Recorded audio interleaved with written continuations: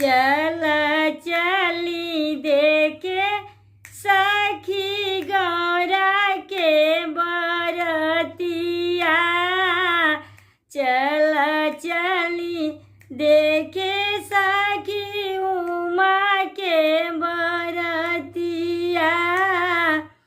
बर बैला पे सवार ओढ़े मृगा के छाल, बड़ा अद्भुत हो,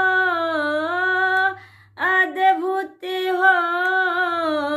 चल चली देखे सखी गौरा के बरतिया। चल चली देखे सखी उमा के बरतिया। चल चली देखे सखी